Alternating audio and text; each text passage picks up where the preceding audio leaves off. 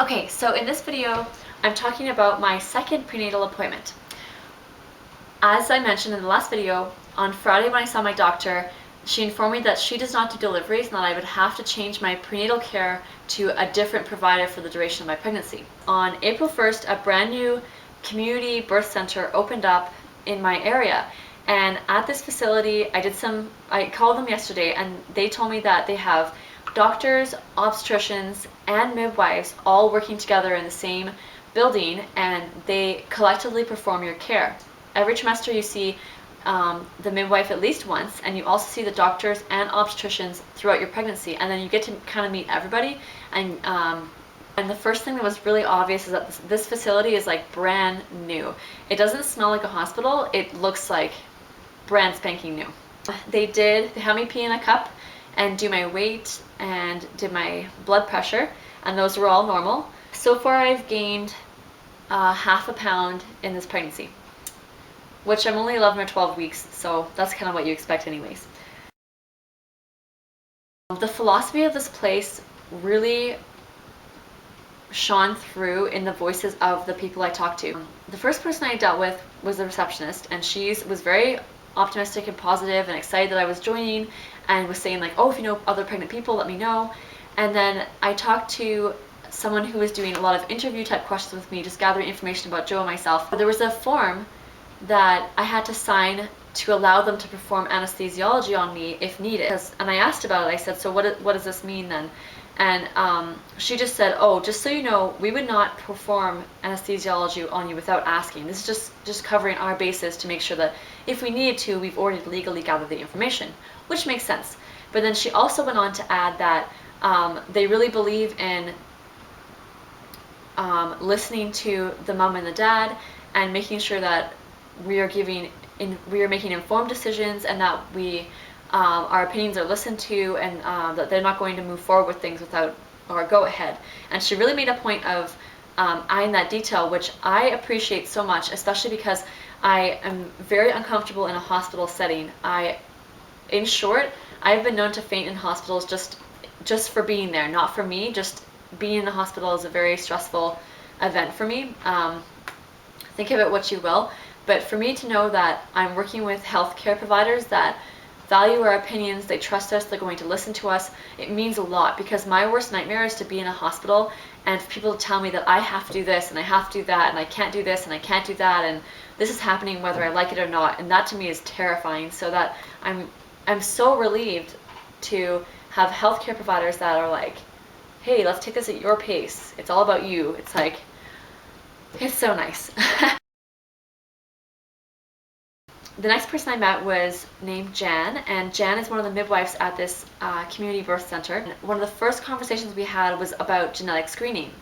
And what's interesting is that at my doctor, who's great, my doctor just said, okay, we're not doing an NT scan, and you will be doing the 12 and 16 week genetic screening blood tests, and we'll compare those results afterwards. And I just obligingly went along with it. But what's nice is that Jan, she made a lot of effort to inform me about how genetic screening is kind of like a train you're getting on. And once you do the blood work, that's the start of the train. And that train might take you to an amniocentesis and genetic counseling and all this different information and a lot of decisions that maybe if you don't want to make those decisions, jumping on that train isn't the best decision for you. I really appreciated that, because Jan really took a lot of time to explain genetic screening to me and tell Joe and I that it was our choice. If we want to do it, then they'll do it, and if we don't want to do it, that's okay. But it just was so cool. Between talking to Sonia, the first person, and Jan, I just got this clear impression that at this facility, they really want us to be comfortable. They respect our decisions. They want us to make informed decisions. I get an awesome vibe from this place.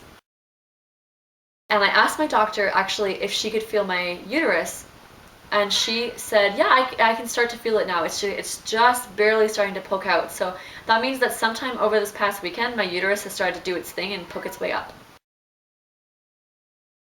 And then I asked her about, well, how would that work for delivery? Like, who's going to deliver my baby then? And she said that what they do is they have a schedule. So Saturday to Sunday, they have somebody on call each day who is like the delivery person. And so if Joe and I went to labor on a Tuesday, whoever is available on the Tuesday is the person who will meet us at the hospital and deliver the baby. What's nice, the pro of that is that we will meet everybody, and the con of that is you don't have the same person throughout your pregnancy. However, not having the same person throughout my pregnancy, I'm pretty okay with, because I had a very good conversation with my sister-in-law, and she assured me that when she was trying to get that baby out, she didn't care who the doctor was. She just wanted the baby out safe and sound. And to me, as long as I have someone who's on the same page as I am, or somebody who respects my wishes, I'm pretty comfortable with being whoever it needs to be, as long as they're well trained. What sweetens the deal on this is that not only do I get to draw upon the knowledge of doctors, obstetricians, and midwives, and I really want to have a midwife, I also get a free doula.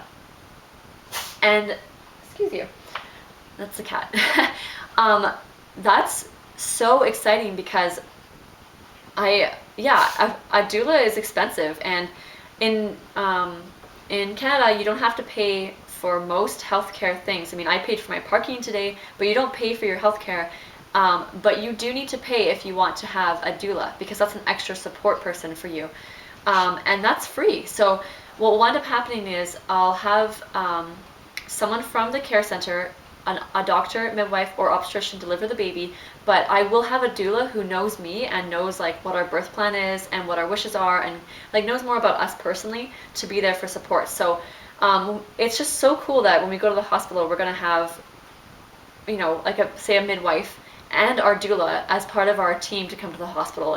It makes me feel so comfortable and really welcomed and listened to and reassured. So I am beyond happy. Oh, and I should have mentioned too, also exciting is the group care aspect of this program.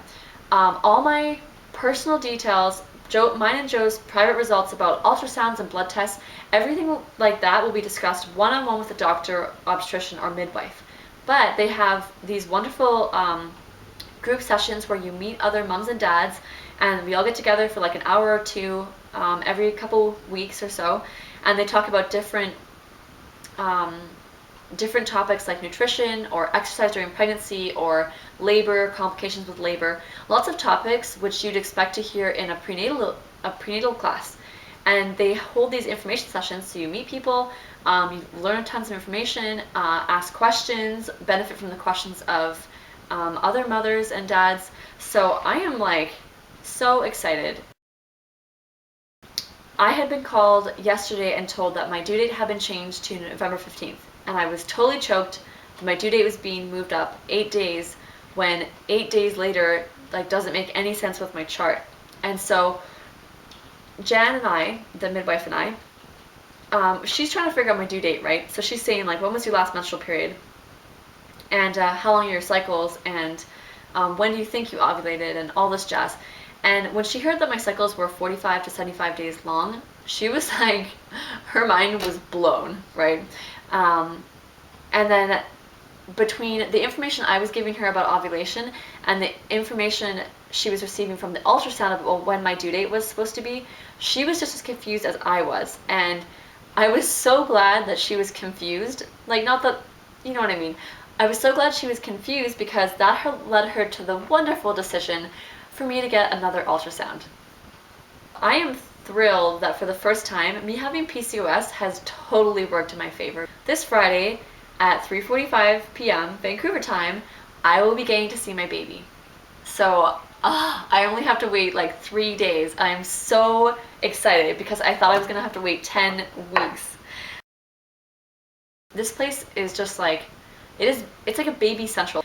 I am so excited because I'm the kind of person who's nervous about healthcare, and nervous about hospitals, and nervous about blood tests, and nervous about not being trusted by doctors.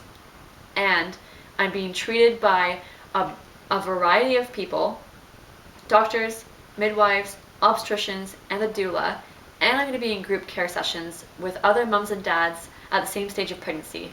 And this care is going to continue throughout my entire pregnancy, and even past my pregnancy in the postnatal stage.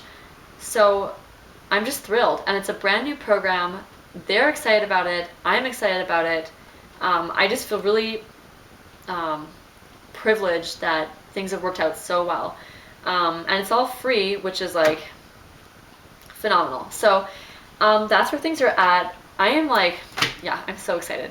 I'm really excited, ladies, because yeah, this little miracle baby, you know, wasn't supposed to happen this way, and then the way this doctor stuff has worked out, I get my dating scan, and I have this awesome group, and I am talking way too much, so I'm going to call the video here, and I will be back to update tomorrow for my week something of pregnancy. So take care, ladies, and thanks for the support. Bye.